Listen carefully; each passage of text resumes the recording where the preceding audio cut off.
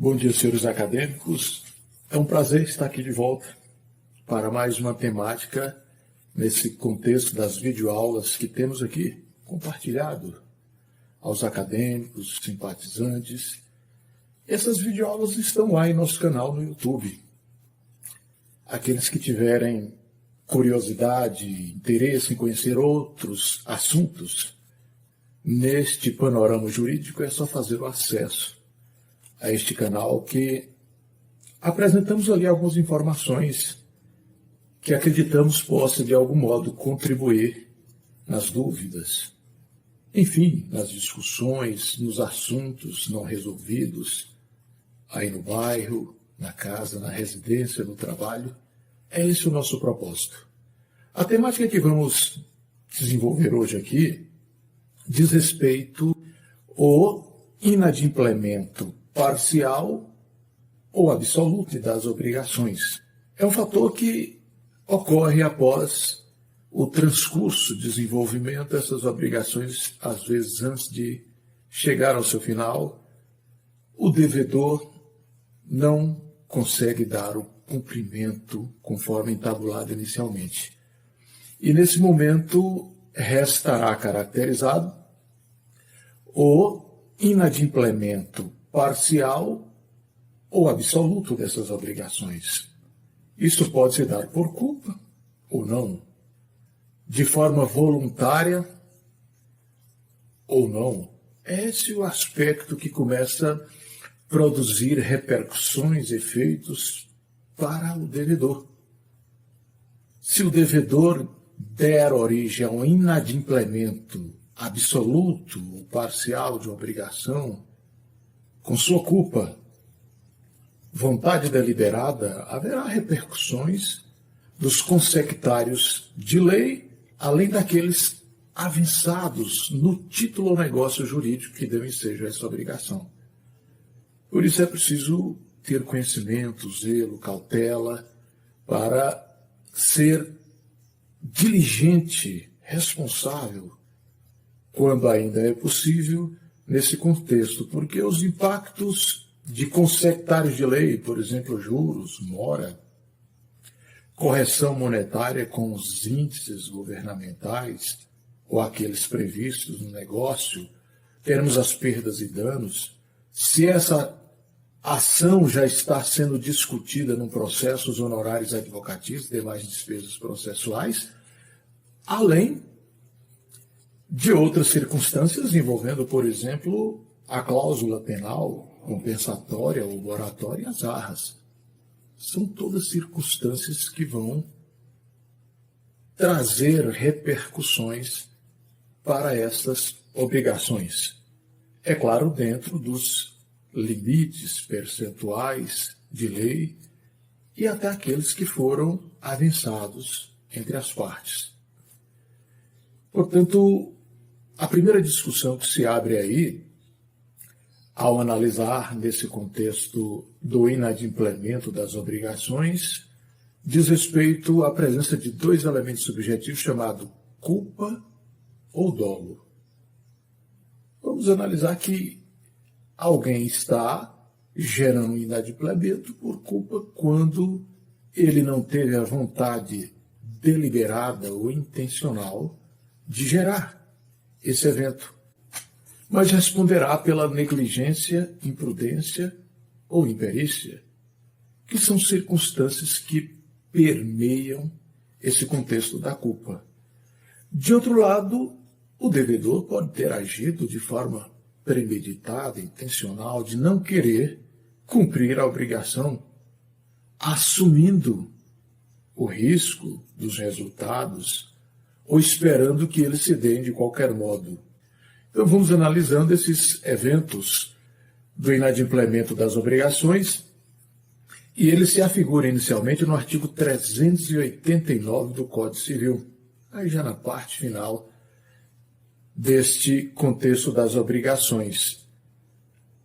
Nesse dispositivo se faz presente todo um apanhado sobre o inadimplemento absoluto ou total. É aquele em que o devedor não cumpriu na data aprazada, na forma, momento convencionado, e não há mais possibilidade de vir cumprir essa obrigação, ou mesmo que houvesse, esse cumprimento não traria mais nenhum resultado útil para o credor. A exemplo do que se dá nessas obrigações para festas de aniversário, de casamento, shows, onde o devedor se comprometeu a entregar bebidas, refrigerantes, cerveja, ou no casamento, aniversário, doces, balas, e deixa para fazer isso no dia seguinte. Nenhuma utilidade vai representar mais para o contexto desta obrigação. Então, nós estamos diante de um inadimplemento absoluto. E temos até, dentro desses estudos sintetizados pelas jornadas jurídicas de direito civil, o enunciado dizendo que esta falta de utilidade deve ser provada de forma objetiva e com boa fé. Por isso não se deve entrar nesse aspecto de subjetividade quando se estiver buscando provar a falta de utilidade de um cumprimento de uma obrigação, no contexto, é claro, do seu objeto, do bem ou serviço a ser prestado, e que deve se dar, portanto, como aqui dissemos, de acordo com o enunciado terceira jornada de direito civil, determinando que deve se dar de forma objetiva, com boa fé, de forma leal e honesta. Mas o artigo 389 diz que nesse inadimplemento absoluto há uma culpa presumida do devedor, que em tese não deveria, é claro, ser provada. Mas nós temos uma situação excepcional aí, nessa circunstância, que diz respeito àquelas obrigações de meio e não de resultado, onde os profissionais liberais não têm o dever de alcançar o resultado útil ou proposto inicialmente. Eles até devem demonstrar total interesse, desenvoltura, zelo no cumprimento, mas se não se conseguir atingir o fim articulado inicialmente, eles não poderão responder por culpa. Então há essa exceção, embora a doutrina civilista se trabalhe a ideia de que no inadimplemento absoluto há uma presunção de culpa, aí no artigo 389 do Código Civil. E nesse caso, portanto, nós teremos que o devedor irá responder por perdas e danos.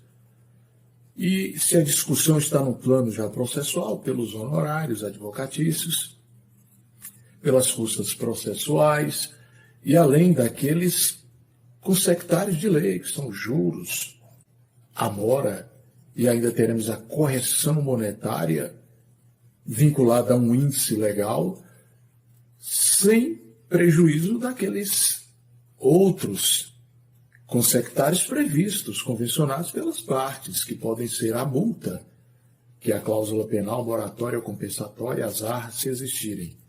E tudo isso vai agregando aí a este panorama de inadimplemento absoluto ou total. Mas nós teremos também um inadimplemento parcial ou relativo, que é aquele que, embora o devedor não tenha cumprido no tempo, momento, local avançados, ainda existe a possibilidade de cumprir em outra ocasião, como se dá nas obrigações pecuniárias. E nesse lado aí é possível, portanto, ao invés das perdas e danos, termos aí o que chamamos de mora pelo atraso.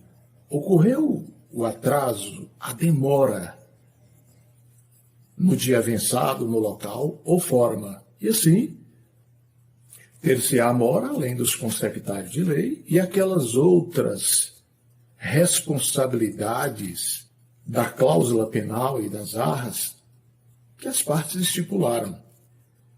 Mas é importante discutir aqui nesse contexto do inadimplemento das obrigações uma diferença sutil que existe entre culpa e dolo. Sabe-se que a culpa não é intencional, não é da vontade, mas termina ocorrendo, como já dissemos aqui, por imprudência, negligência ou imperícia. E de outro lado, nós vamos ter o dolo, que é uma ação intencional, esperada e desejada pelo devedor. Mas nós temos um dispositivo aqui, no Código Civil, com o artigo 944, que coloca a culpa e o dolo num plano de igualdade, quando diz que a responsabilidade civil será mensurada ou por culpa ou por dolo de acordo com a sua intensidade. Coloca aí no plano de igualdade, mas nós sabemos que há diferença desses dois elementos subjetivos. Tanto assim o é que nós vamos iniciando esses trabalhos permeando o olhar sobre os contratos gratuitos ou benéficos, aí desenvolvido nessa parte final do direito das obrigações. E lá o legislador pontua que nos contratos gratuitos, benéficos, havendo o inadimplemento deles, a parte que se beneficiaria, somente se beneficiaria, poderá responder pelo inadimplemento no caso de culpa. E a outra parte, que nenhum benefício teria, responderá apenas se sua ação for por dolo, dolosa. Então, nós temos muitos contratos gratuitos ou benéficos, como a doação pura e simples, comodato, mútuo, são exemplos articulados pela doutrina civilista. Poderemos, à guisa de ilustração, estar diante de uma doação pura e simples em que o doador promete repassar ao donatário determinados bens. Mas nós temos que observar que aqui, no exemplo dado de uma doação pura e simples, articulada pelo doador, que é casado no regime da comunhão parcial de bens, possui esposa, um cônjuge e filhos, herdeiros necessários, ele, antes de fazer essa doação, deveria conhecer o limite da sua parte disponível nesse contexto patrimonial do casamento, para que esta doação não restasse caracterizada, por exemplo, inoficiosa, porque amanhã ela passou da parte que esse doador tinha no limite de disponibilidade para doar, até porque ele tem que resguardar a legítima dos herdeiros necessários e a ameação do cônjuge. Então, ele, consciente dessa situação, ele age de forma dolosa e, restando caracterizado o inadimplemento porque alguém suscitou a nulidade dessa doação por ser inoficiosa, ele vai responder de forma dolosa. Não há nenhum interesse da parte dele, porque, em tese, ele é a parte que está promovendo a doação. E o donatário, no caso, seria a parte beneficiária, que todos os benefícios teve nesse contrato. Ainda cabe exemplificar aqui, nessa situação de pessoas envolvidas em contratos benéficos ou gratuitos, uma situação de um comodato, que envolve as partes de comodante e comodatário. O comodante é a parte que nenhum benefício tem no contrato de comodato, que é um contrato gratuito de coisa infungível. Vamos aqui trazer a título de ilustração, no contrato de comodato, que o comodante empresta sua casa de praia para o comodatário, sem avisar para ele que o teto daquela casa está prestes a desabar. E ali o comodatário, usufruindo de seu período de férias, o teto daquela casa de praia, do comodante, desaba sobre o seu veículo. O comodante tinha conhecimento prévio do risco, do perigo, daquele teto que iria a qualquer momento desabar sobre o veículo. Nesse caso, então, ele responderá por dolo pelo inadimplemento desse contrato, que teve que ser rompido antes do seu cumprimento total, pelo desastre de um teto que desabou sobre o veículo, e o contrato de comodato nem chegou a ser cumprido em sua totalidade. Mas nesses contratos benéficos ou gratuitos, o inadimplemento poderá se dar por culpa da parte que recebeu o benefício exclusivo, que pode ser, por exemplo, num contrato, a exemplo desse que falamos aqui, de comodato. O comodatário estava lá na casa de praia, recebeu notícias pelos rádios que haveria uma maré alta, com bastante volume de água, que poderia tomar parte daquelas casas ali na praia. Em posse dessas informações, o comodatário não avisou ao comodante que ali tinha os seus móveis naquela residência. E assim, com a maré alta, o volume das águas tomaram aquela casa e destruíram todos os móveis que estavam ali dentro do comodante, que havia feito o empréstimo gratuito, e terminou sendo prejudicado, e houve aí o inadimplemento do contrato diante da tragédia. Quando se observa essa discussão sobre culpa e dolo, é indispensável também analisar as obrigações que trazem em sua base, estruturam um contrato, obrigações contratuais. O ônus da culpa aí é invertido. O credor não tem que provar culpa, mas o devedor é que tem que provar a inexistência dessa culpa. E, de outro lado, nas obrigações extracontratuais ou acrianas, onde não se tem contrato, e aquele que está cumprindo essa obrigação sabe de algum risco que a sua atividade profissional pode gerar para a sociedade ou outras pessoas, ali é o credor, a vítima, que tem que provar a culpa. O ônus, portanto, é dela. Nas obrigações onerosas, a questão de dolo ou culpa pode ser articulada para o fundamentar o inadimplemento. Mas temos que analisar também a questão de culpas recíprocas. Tanto o devedor como o credor poderão estar aí com culpas. E, nesse caso, a orientação que se colhe da legislação, da jurisprudência, da doutrina, é que estas culpas deverão ser anuladas até onde forem possíveis de compensação.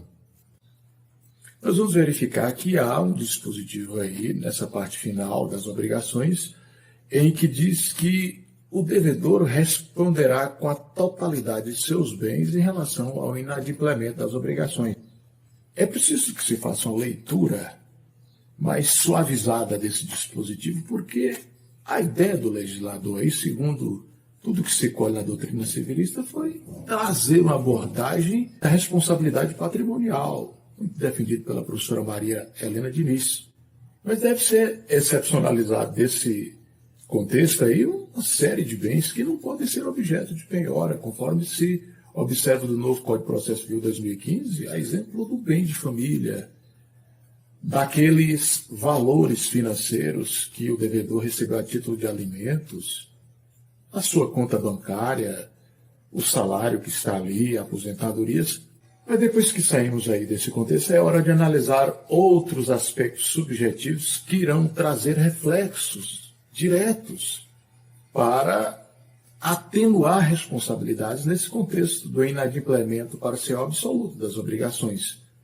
Estamos diante, portanto, do caso fortuito ou de força maior. Há uma discussão controvertida na doutrina e até na jurisprudência do que seria caso fortuito ou força maior. Nós já temos aí no artigo 393, parágrafo único do Código Civil, que o legislador veio, de uma vez por toda, desanuviar, colocando no plano de igualdade o que seria o caso fortuito e a força maior, dizendo se tratar de eventos necessários que não tem como impedir ou evitar. Está nesse contexto de inevitabilidade. Mas nós vamos verificando que doutrinadores, a exemplo de Carlos Alberto Gonçalves, Flávio Tartucci e outros tantos, e até jurisprudência do STJ, de tribunais estaduais, apresentam sensíveis diferenciações do que seria caso fortuito e força maior. O caso fortuito apresenta-se como o fator interno, como acidentes com veículos, uma ponte que se desaba, doenças, enfermidades, que produzirá efeitos externos para uma pessoa jurídica ou física. De outro lado, a força maior estaria relacionada a eventos externos, como raios, tempestades, vulcões, ou até um assalto a uma armada, que de forma externa estariam produzindo efeitos internamente para uma pessoa física ou jurídica. Mas aí nós vamos encontrar esse contexto das obrigações que, se o inadimplemento das obrigações se deram por consequência de um caso fortuito ou de força maior, o devedor, por regra, não estaria responsabilizado e a obrigação estaria resolvida. Mas nós vamos ter circunstâncias em que, no contrato ou negócio jurídico, o devedor assume a obrigação de que, mesmo havendo caso fortuito ou de força maior, ele se torna responsabilizado pelo inadimplemento da obrigação. Teremos uma terceira circunstância também a ser analisada, que diz respeito àquelas situações em que o devedor, já estando em mora, havendo inadimplemento por consequência de um caso fortuito ou de força maior, ele se torna responsabilizado por essa situação de inadimplência, salvo se ele provar que, de qualquer modo, o bem ou objeto haveria o perecimento ou a deterioração nas mãos do credor. No outro aspecto, quando se discute acerca do caso fortuito ou força maior, verifica-se aí uma discussão muito recorrente quando se faz uma análise do artigo 734 do Código Civil, que diz respeito às obrigações das transportadoras. Elas têm a obrigação de conduzir e levar pessoas, bens, de forma regular e sadia. E só não responderão por isso, segundo o artigo 734, havendo força maior. Ao se ler esse dispositivo, abre-se uma discussão de que o que se há para se tratar nessas discussões de eventos abruptos, inesperados, indefensáveis, necessários que não se tem como defender ou impedir, restaria apenas essas situações de força maior.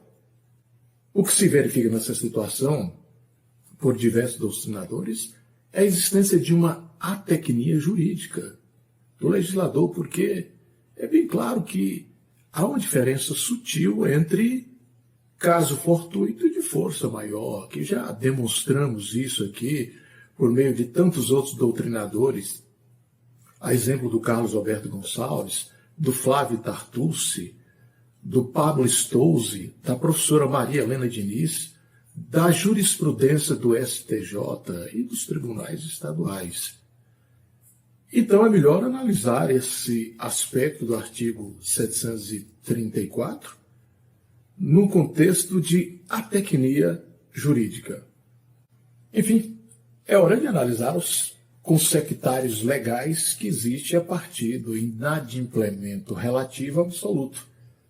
E o primeiro deles que vamos enfrentar aqui são os juros, os rendimentos para o capital, que podem ser só compensatórios, mas podem ser moratórios, que podem ser por meio de uma capitalização anual. A doutrina diz que os juros poderão ser simples e compostos, compensatórios ou moratórios. Serão simples quando forem apenas rendimentos em relação ao capital inicial, compensatórios aquele que virão compensar aquele capital por um empréstimo entabulado, feito. Eles serão, de outro lado, compostos quando se tiver diante de uma capitalização mensal. Averigua-se que o artigo 591, parte final do Código Civil, diz que a capitalização deve se dar de forma anual, porque nos juros compostos, capitalizados mensalmente, o valor final ficará de forma exorbitante. Por isso mesmo é que a lei de usura, o decreto-lei número 22.626 de 1933, diz se tratar de anatocismo, essa cobrança usurenta de juros que muitas agências bancárias, financeiras e até outras pessoas jurídicas têm articulado. Mas nós vamos verificando que o percentual de juros de lei que se apresenta aí no artigo 406 do Código Civil é de 1% ao mês e 12% ao ano.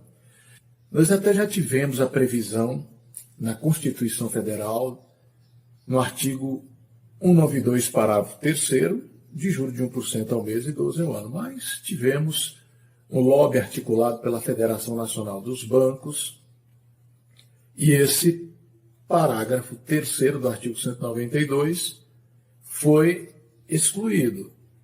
Então, nós estamos caminhando hoje com aquilo que existe no artigo 406 do Código Civil, para esse percentual de 1%, e ali, combinado com o artigo 591, e todos esses dois artigos fazem remissão ao artigo 161, parágrafo 1º do Código Tributário Nacional, que diz que as fazendas nacionais, na cobrança de suas dívidas, deverão adotar esse percentual de 1% de juros e de 2% de multa. E assim também o Código de Defesa do Consumidor vão caminhando. Mas nós vamos observando que as súmulas do STJ e dos tribunais vão adotando outro parâmetro que seria a taxa média de juros no mercado. Então, apresentada ali pelo Banco Central, que seria a taxa média daquele banco, com aquele outro, com aquela outra financeira, e aí seria um valor bem superior a esse de 1%. É assim que caminha num país que tem uma inflação galopante e precisa mesmo, em determinadas circunstâncias, estar corrigindo esses valores. Mas os percentuais que estão aí na lei é de 1% ao mês, 12% ao ano. É isso que se caminha naquilo que conhecemos por juros legais, simples, sem uma capitalização mensal, mas apenas anual. É claro, atendendo esse aspecto de compensar o empréstimo que foi feito, o valor que foi cedido a alguma pessoa. Mas teremos os chamados juros moratórios, que são aqueles que serão aplicados ao devedor pela demora, pelo atraso. Enfim, verificando, portanto, neste panorama de consectários legais, nós vamos encontrar a mora. A mora é classificada doutrinariamente como mora ex re, mora ex delito, mora ex persona, que envolve do devedor e do credor, do devedor mora solvens, do credor mora accipient. E assim vamos caminhando nesse rol de modalidades de mora classificada pela doutrina civilista. Importa salientar que a mora se dá quando há o atraso, por regra, no cumprimento da obrigação, no pagamento da dívida, na não observância na forma, tempo, modalidade, local, outras circunstâncias. Porque se verifica muito o equívoco de achar que uma pessoa só estará em mora quando ela atrasou no pagamento. Por isso que muito se fala, há mora sem atraso e há atraso sem mora. Nós vamos verificando que, muitas vezes, nessa circunstância de mora sem atraso, por exemplo, nós estaremos diante de uma situação apenas em que o devedor não esteve no local, não cumpriu na forma, na modalidade, mas o credor aceitou. Então nós teremos ainda o atraso sem mora. Surgiu um evento chamado caso fortuito ou força maior. Não deu para cumprir. E lá no contrato ou negócio jurídico não havia a previsão de que, mesmo nessas circunstâncias, o devedor deveria assumi-las. Ou naquela outra hipótese que o devedor estando em mora, ele prove, por exemplo, que o bem, o objeto, iria perecer de qualquer modo nas mãos do credor. Por isso mesmo, essas duas articulações muito são feitas aí pela doutrina civilista. Situações de mora sem atraso, situações de atraso sem mora. É assim que vamos verificando essas circunstâncias que, de algum modo, auxiliam a trazer este entendimento muito importante. Porque a mora ela pode ser também do credor. Fala-se muito que a mora é só do devedor, ele que deve, que vai atrasar no pagamento, que não vai cumprir no local estipulado, na forma, enfim, no critério estabelecido no contrato ou obrigação. Mas o credor poderá também recusar a receber a dívida, criar embaraços para o seu recebimento, não estar no local. E acontecendo essas circunstâncias, quem vai estar em mora é o credor, a chamada mora accipient. E nesse caso, para o devedor, abre aquelas circunstâncias atenuadoras ali do artigo 400. O credor não é mais beneficiário de tantas exigências, porque o devedor não estará mais obrigado a manter, conservar o bem e nem tampouco implementar gastos com seu transporte, conservação. E ao pagar, esse devedor pode escolher a forma mais benéfica, menos grave, né? Que lhe favoreça melhor. Por exemplo, quando o negócio é entabulado, o preço da arroba da carne que o devedor deveria pagar era de R$100. Hoje no mercado está em R$50. Então ele vai pagar esse valor de uma forma que lhe afigure melhor, diante da caracterização da mora do credor. É claro que o credor poderá criar circunstâncias ou mecanismos para evitar a sua mora. Por exemplo, adotando procedimentos para receber o pagamento, evitar os danos, prejuízos que o devedor está tendo para localizar, guardar, conservar e proteger o bem objeto desta obrigação.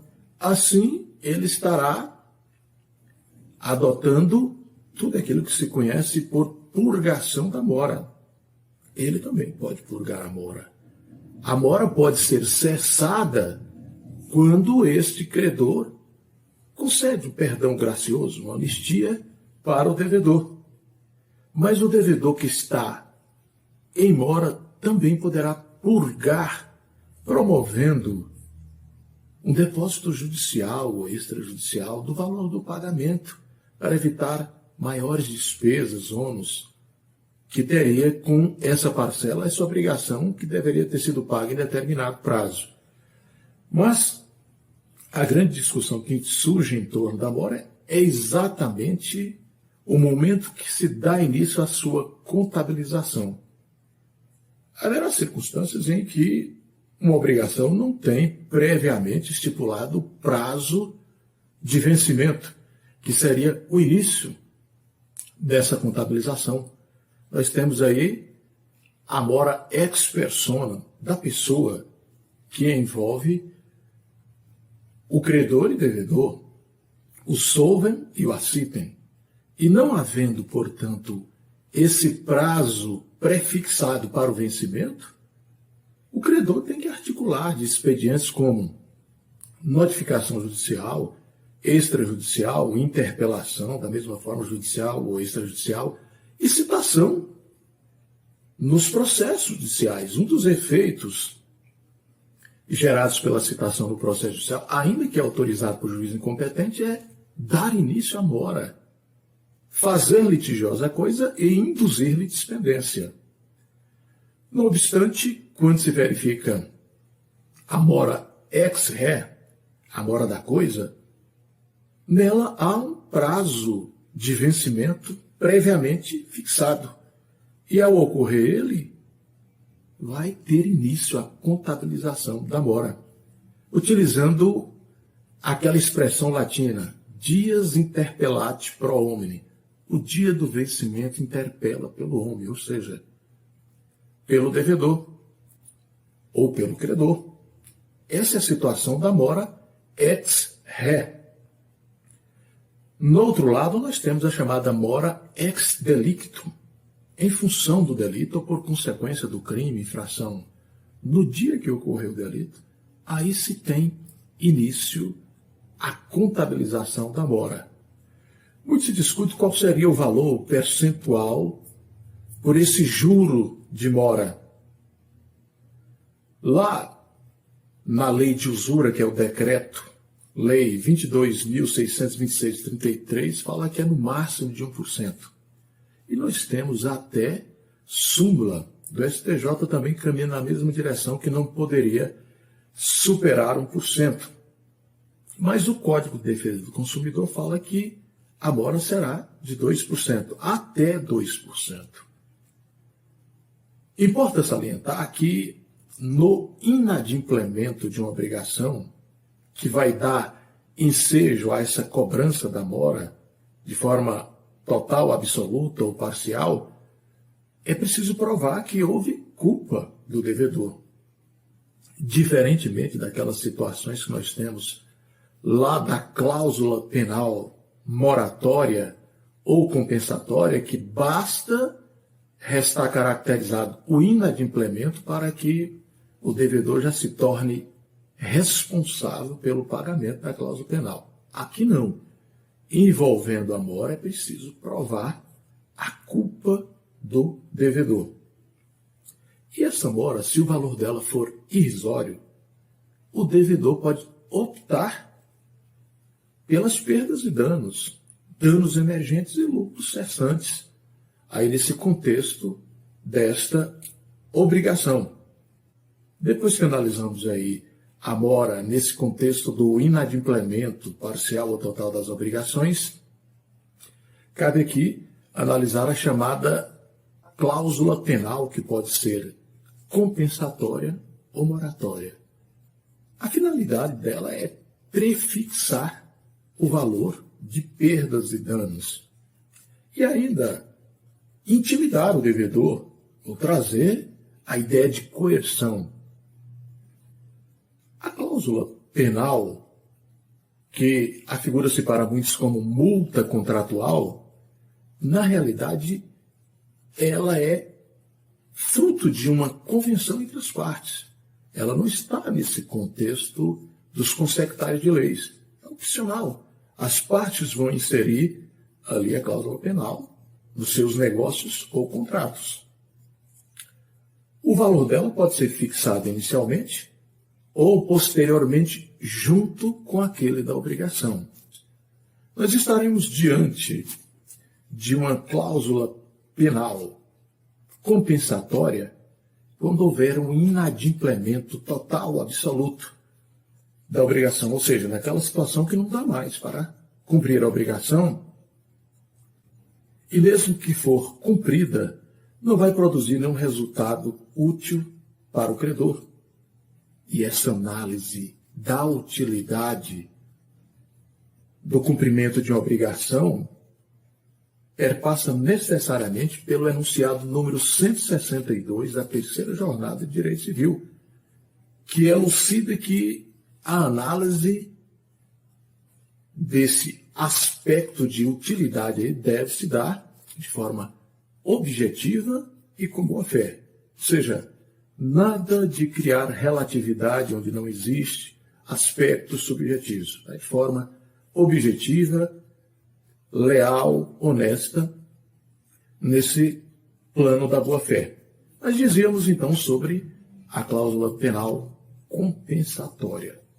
Havendo o inadimplemento total da obrigação, surge para o credor optar sobre o valor da cláusula penal ou buscar as perdas e danos. Ele não pode buscar a acumulação.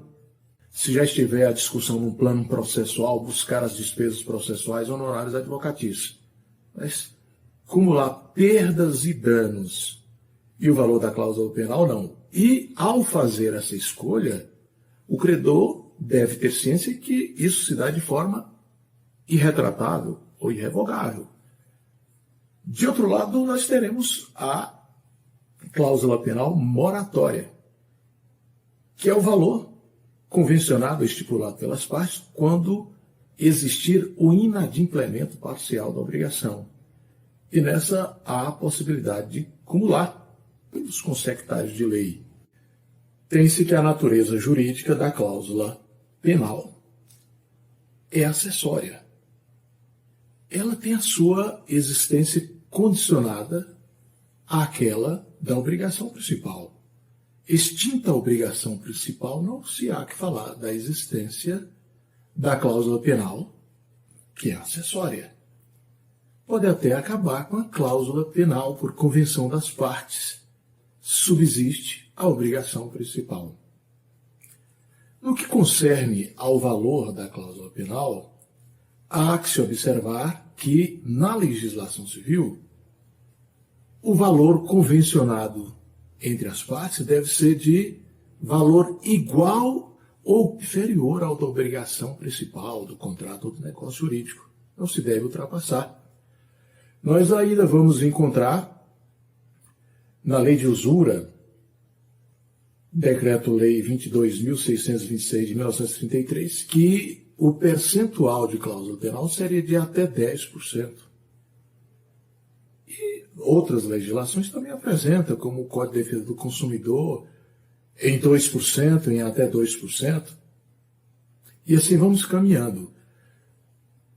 É importante observar que este valor da cláusula penal, que é optativo, convencionado entre as partes, não está aí no plano dos consectários legais, o credor não pode querer alterar o valor da cláusula penal no transcurso do contrato, do negócio jurídico, porque está temeroso, por exemplo, que o devedor não venha cumprir. E a finalidade da cláusula penal é claro, além de prefixar o valor das perdas e danos, é trazer uma intimidação, a ideia de uma coerção ao devedor. Mas o credor não pode, no curso da obrigação, querer alterar de forma unilateral o valor da cláusula penal.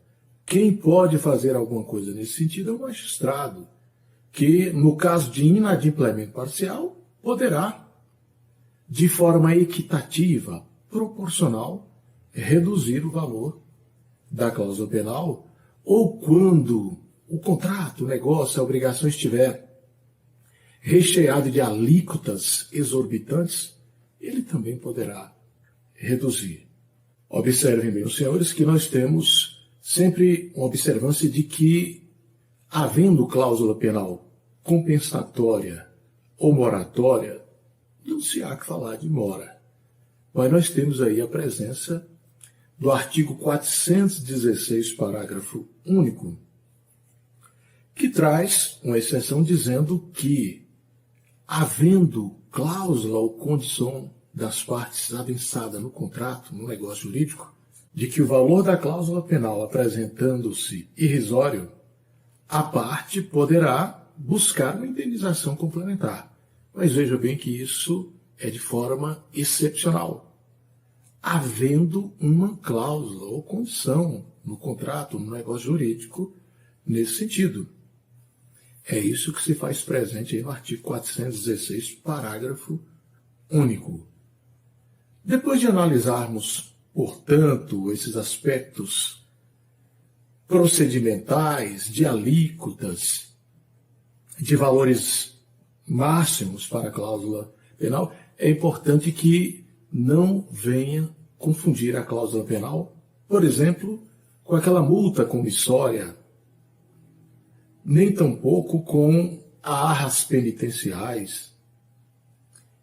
A multa que a pessoa recebe no trânsito por uma infração, por exemplo, de velocidade, ou de uma daquelas limitações administrativas, está ali no controle da administração pública para fiscalizar, inibir uma transgressão existente a uma conduta de comportamento a todos na sociedade.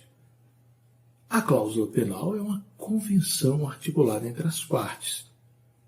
Não se deve também confundir a cláusula penal com aquela multa diária chamada astreinte, em que o juiz fixa para o caso de descumprimento da sua determinação em um processo. Enfim, também não se deve equivocar a arras penitenciais, que tem essa finalidade de penalizar, punir pelo inadimplemento, com a cláusula penal.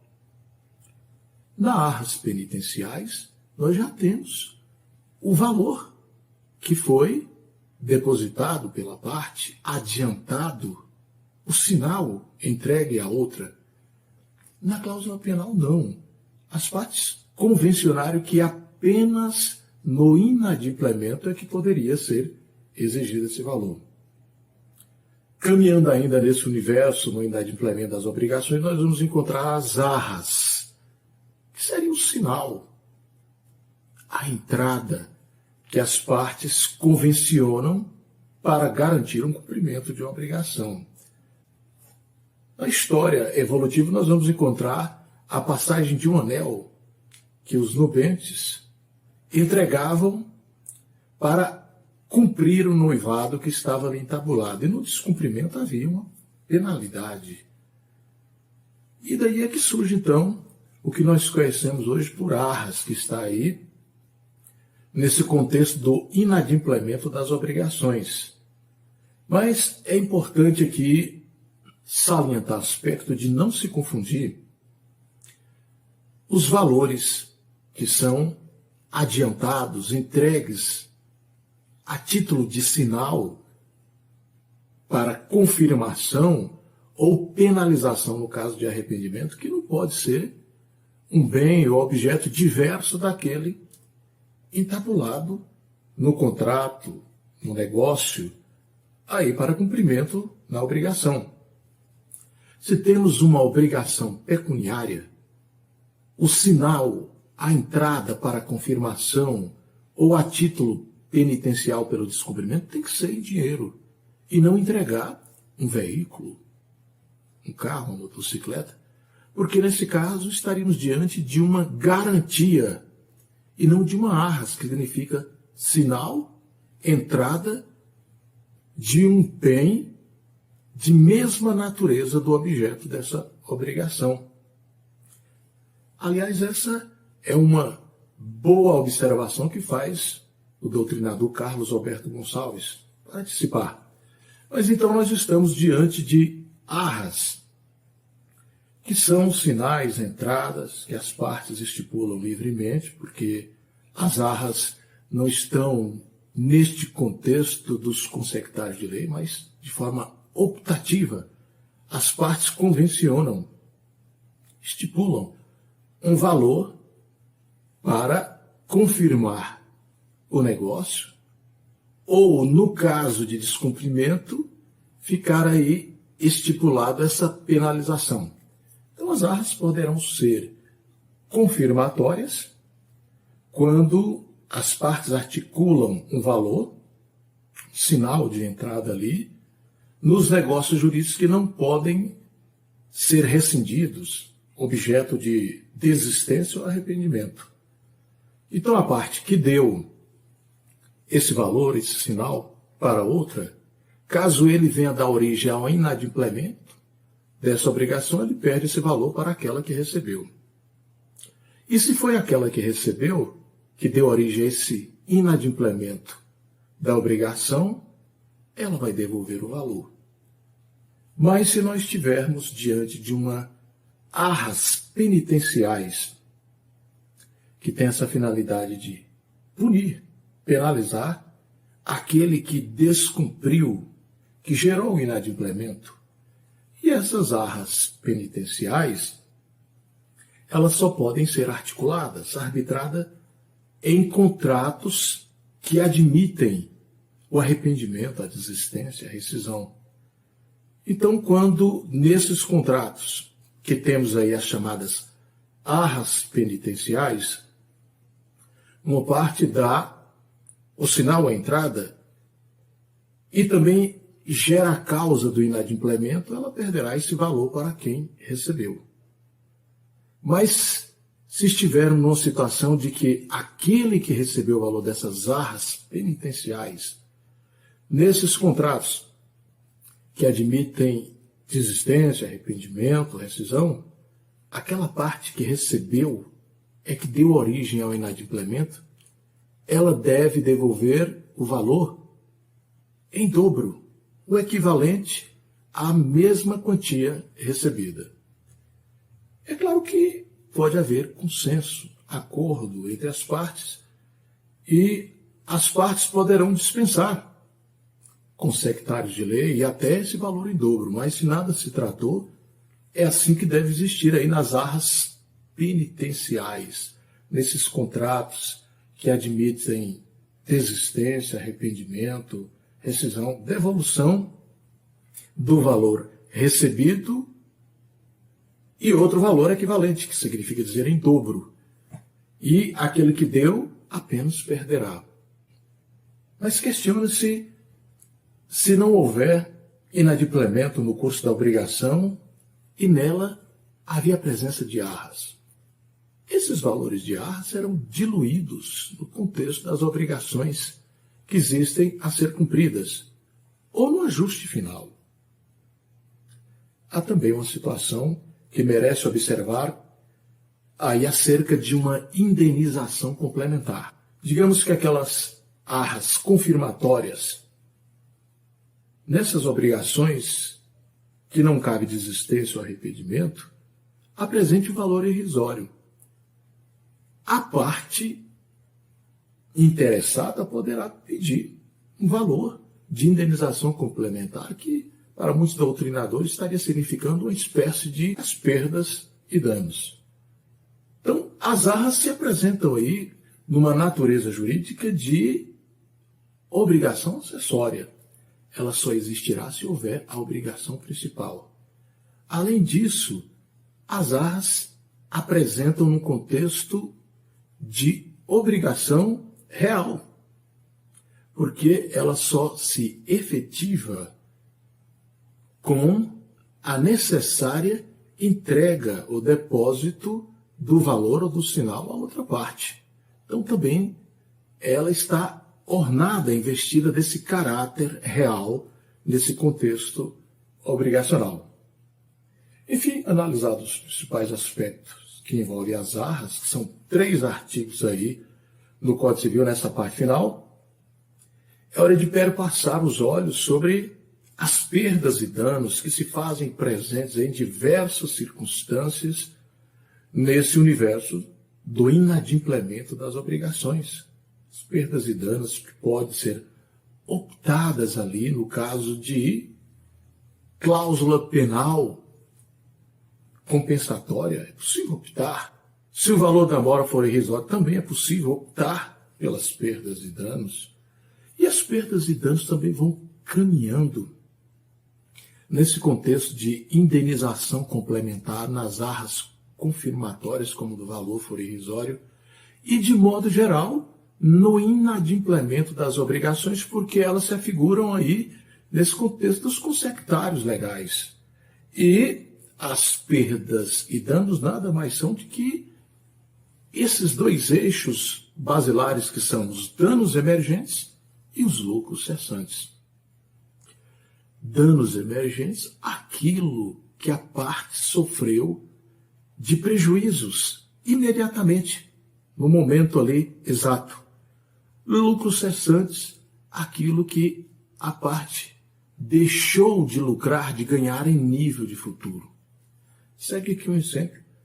Digamos que um taxista sofreu ali um prejuízo material no seu veículo num acidente de trânsito.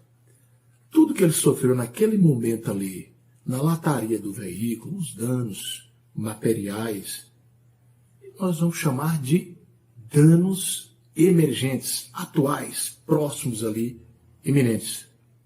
Mas aquele taxista também sofreu prejuízos em nível de futuro, porque ele deixou de continuar fazendo as suas corridas, levando os seus clientes. E esses prejuízos em nível de futuro que ele sofreu são chamados de lucros cessantes, aquele que ele deixou de ganhar em nível de futuro. E quando estamos aí nesse contexto dessas perdas e danos, elas podem caminhar junto com aqueles pedidos de danos morais e materiais no processo. Está previsto no artigo 5º da Constituição Federal. O pleito cumulativo de danos morais, desconforto íntimo, pessoal, à imagem, à honra das pessoas, e os danos materiais, o efetivo prejuízo na matéria, sofrida ali pela vítima. Eles podem caminhar de braços dados junto com as perdas e danos. Agora, muito cuidado para não transformar esses danos morais nessa indústria que muitas pessoas têm buscado articular por meio de processos no Poder Judiciário. Os danos morais serão fixados com critérios adotados ali pelo magistrado para não transformar numa vala de enriquecimento ilícito nessa indústria dos danos morais que muitos têm articulado perante o Poder Judiciário. Então, a critério apenas o necessário, o suficiente, e não valores astronômicos. Mas ainda há uma observação nesse contexto dos inadimplementos, que são estas comissões de permanência. Algumas pessoas jurídicas, a exemplo dos bancos financeiros, cobram dos clientes este instituto chamado comissão de permanência. E ele aglutina alguns benefícios que essas empresas inicialmente dizem ofertar para os seus clientes, como talonárias de cheque, aquela conta telefônica de 0800 para ligações gratuitas, um número X de extrato nas contas bancárias, um cartão de crédito. Mas, quando o cliente vai observar, ele termina pagando por tudo isso. E assim, as súmulas do STJ vem dizendo que, se porventura no inadimplemento a parte credora resolver cobrar essa comissão de permanência, ela não pode acumular com correção monetárias, com juros, com moras, multas, com outros consectários. Ela deve vir de forma independente, autônoma. Enfim, quando se fala do inadimplemento das obrigações, nós já analisamos aqui os efeitos gerados pela culpa, pelo dolo, pelo caso fortuito ou de força maior, mas ainda temos outros eventos que poderão isentar de responsabilidade o devedor. Por exemplo, o perecimento ou deterioração do bem objeto dessas obrigações que se deu sem culpa do devedor. Resolvida está a obrigação. Estaremos diante daquelas situações que envolvem as chamadas excludentes de licitude. Legítima defesa própria, putativa de terceiros, estrito cumprimento do dever legal, exercício regular de um direito, estado de necessidade. Então, quando estamos diante dessas circunstâncias que restam caracterizadas, lá no processo penal, é preciso sempre fazer aquela leitura da causa prejudicial penal. Às vezes a parte já está na esfera civil pedindo a indenização dos valores decorrentes do inadimplemento da obrigação. Mas lá, na vara penal, está tramitando ação penal, e nela se está caracterizado a excludente de licitude. O efeito produzido por aquela decisão no processo penal será de causa prejudicial para extinguir o processo civil, onde a parte está buscando perdas e danos morais, materiais, por consequência de um inadimplemento da obrigação. É importante estar analisando esses outros efeitos.